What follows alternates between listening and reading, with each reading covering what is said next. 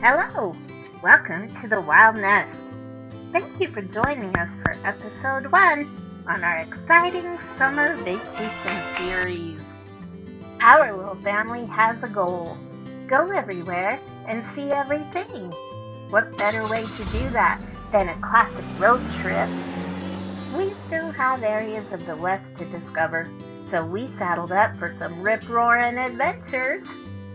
Alia was much too busy with a flock of new baby turkeys to watch over, so she really couldn't justify the time off.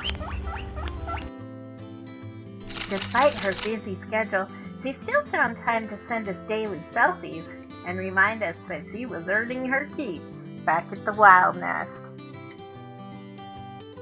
Every road tripper knows it isn't only about the destination, but the journey too. And when you set out to make memories 1 mile at a time, you need a well-balanced diet of caffeine, sugar, and salt. Oh, and don't forget an excellent selection of tunes.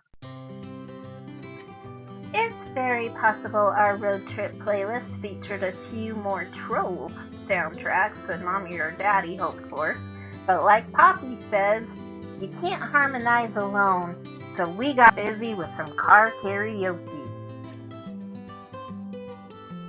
Now this family has never met an Oreo they didn't like, so when Aaron got a chance to product test a pack of Sour Patch Kids Oreos, well, she said it tasted just like happiness and helped make the time fly by.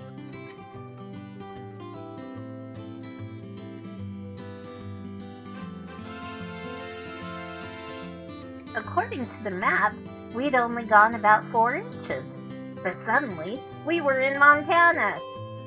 Despite our snack intake, Pete's Pizza was on our list of goodies. So winner, winner, pizza dinner!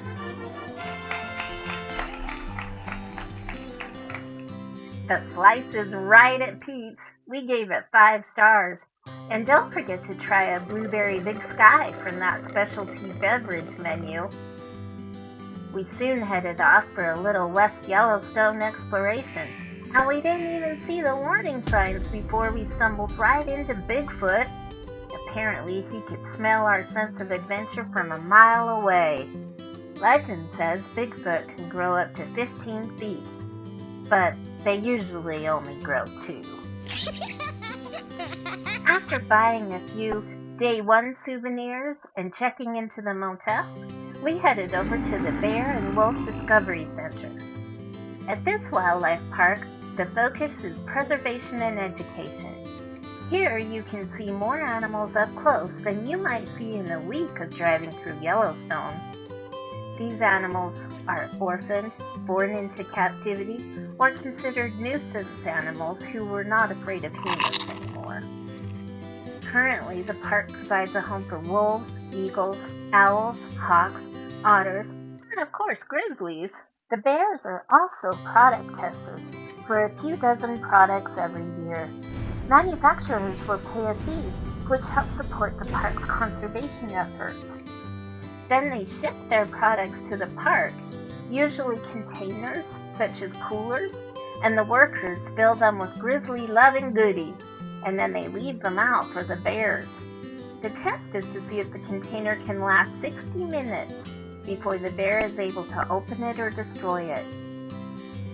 At the Grizzly and Wolf Discovery Center, we learned the best way to be kind to bears is to not be too close to them.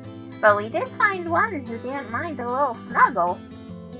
You can visit Yellowstone 1,000 times and never have the same experience twice.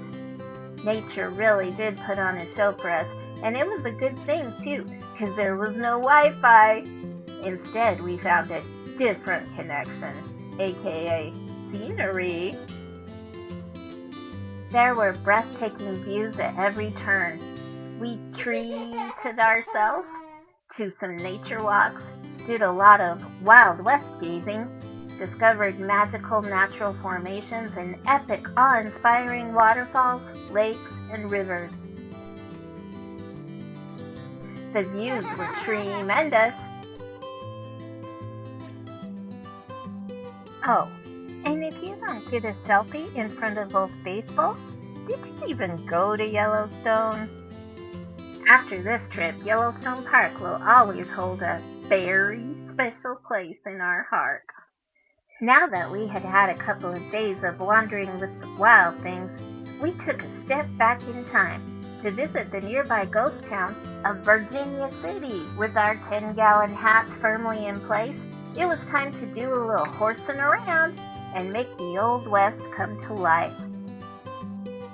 We wandered down the historic boardwalk eating ice cream and fudge and soaking in all the dust and nostalgia. It may be a haunted little town, but we only encountered friendly ghosts. Phew!